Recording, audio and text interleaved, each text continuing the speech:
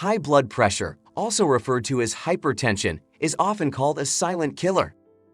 This is because most people with high blood pressure won't have any symptoms and feel perfectly fine, and 1 in 3 of them are not even aware that they have it. However, blood pressure that is consistently high damages the arteries. This causes your heart and blood vessels to work harder, yet more inefficiently, in circulating oxygen-rich blood to all parts of your body. If left untreated, this dramatically increases the risk of heart attack, stroke, kidney failure, and vision loss.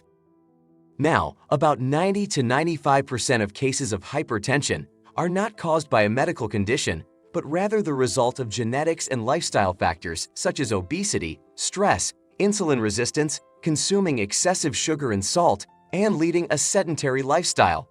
This is called essential hypertension. One important factor that contributes to hypertension is nutrient deficiencies that make it difficult to manage your blood pressure. Often, these nutrient deficiencies can be overlooked by your doctor. Today, we look at 7 key nutrients that control blood pressure. Luckily, getting enough of these nutrients often helps to reverse high blood pressure.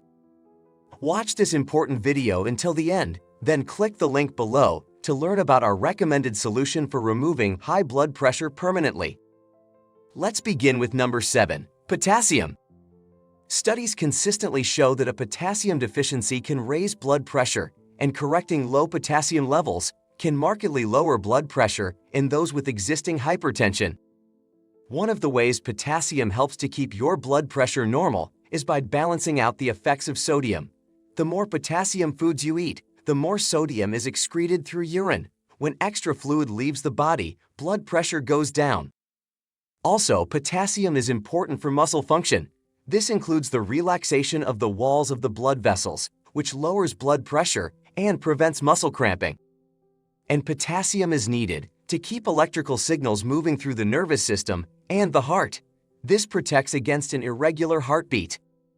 To fight hypertension, you should aim to get at least 4,700 milligrams of potassium per day. Fruits and vegetables are the best sources of potassium. Some excellent choices to include in your diet are potatoes, bananas, legumes, mushrooms, and spinach. One strategy to significantly increase your potassium levels is to replace grains with root vegetables like potatoes, sweet potatoes, carrots, beets, turnips, and pumpkin throughout the week. However, if you take a diuretic for high blood pressure, heart failure, or edema, food alone may not be sufficient to keep your potassium levels normal. This is because these medications cause potassium to be excreted in the urine. In such cases, your doctor may prescribe potassium supplements. Coming up next, number 6 is magnesium. Research has shown that a magnesium deficiency is strongly linked to elevated blood pressure, regardless of whether you are overweight or not. Other studies have shown that correcting low magnesium by taking 365 to 450 milligrams of magnesium per day for 3 months can significantly reduce high blood pressure. So, how does magnesium help lower blood pressure? First, magnesium blocks calcium from entering the smooth muscle cells of the heart and arteries, thus resulting in blood vessel dilation.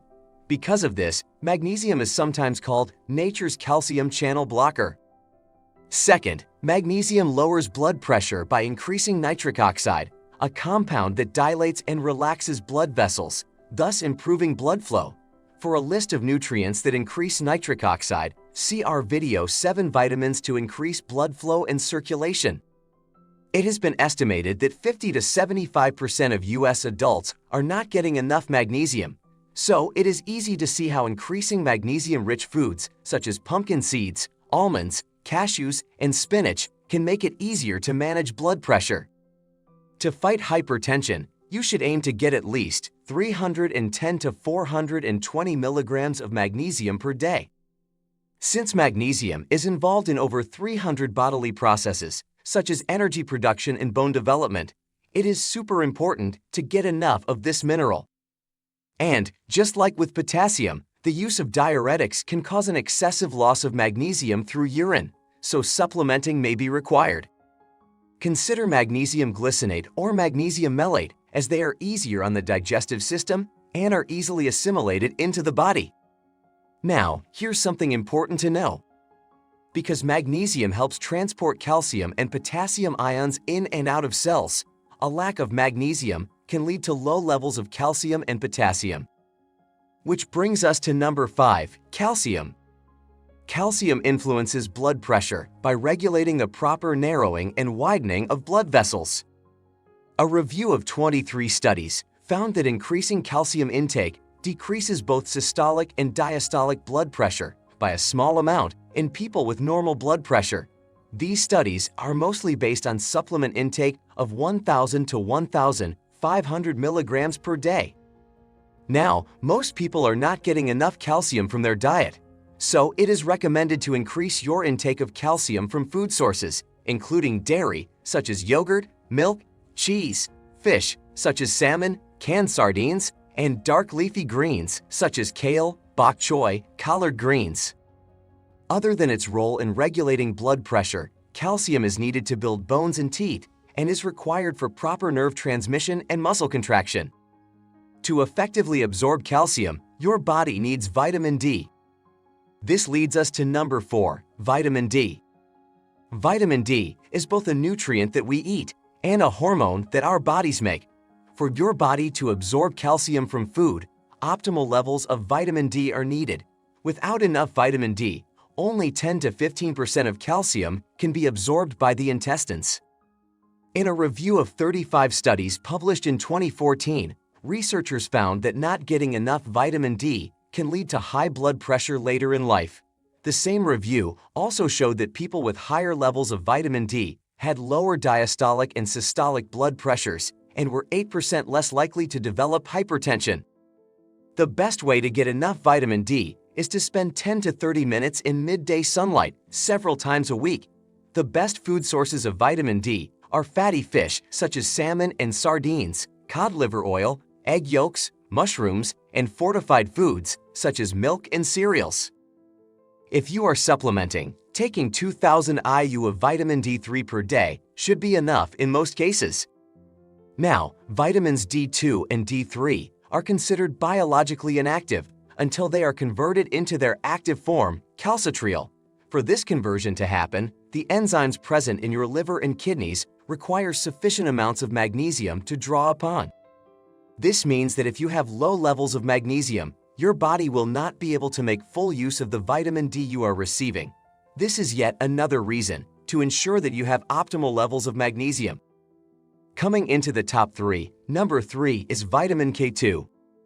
A 2017 study published in Hypertension found that the combination of low vitamin D and low vitamin K was associated with higher systolic and diastolic blood pressure.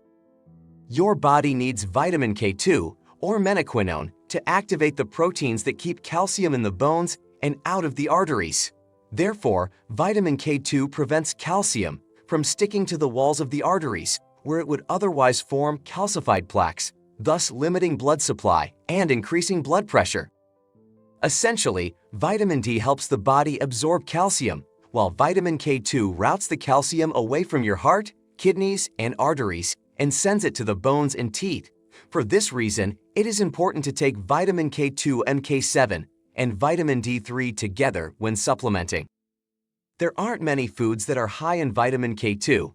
These include sauerkraut, natto, miso, eel, beef liver, egg yolks, grass-fed butter, and cheese, and pastured eggs. If you don't eat a lot of these foods, you may want to supplement with 100 to 300 micrograms of vitamin K2 and K7 per day. Next up, we have number 2, CoQ10. Coenzyme Q10, also known as ubiquinone, is an antioxidant produced by your body. Studies have shown that CoQ10 can lower blood pressure in patients with hypertension. One study in China found that supplementing with CoQ10 countered the effects of a high-salt diet and kept blood pressure healthy. CoQ10 affects blood pressure through a mechanism related to nitric oxide, protecting the blood vessels and enhancing blood flow, much in the same way as beetroot juice does. Several factors can deplete CoQ10 levels over time. Long-term use of cholesterol-lowering statin drugs is the main culprit. Aging and some disease states, such as after a heart attack, fibromyalgia, and depression also caused CoQ10 depletion. You can get CoQ10 from foods such as fatty fish, grass-fed beef, chicken, organ meats such as heart, liver, lungs, non-GMO soybeans such as tofu, kefir, and soy protein, and nuts and seeds such as pistachios, sesame seeds, and peanuts. Supplementing with 100 to 200 milligrams of a high-absorption CoQ10 per day is an option, especially if you use a statin drug to lower cholesterol. And at number 1, we have omega-3 fatty acids. Studies have revealed that consuming ample amounts of omega-3 fatty acids can help reduce blood lipid levels, LDL cholesterol, inflammation, and high blood pressure. The omega-3 fatty acids, EPA and DHA, are best sourced from fatty fish such as salmon, tuna, and herring. Additionally, alpha-linolenic acid, a plant-based omega-3, is found in high amounts in flax seeds, chia seeds, and walnuts.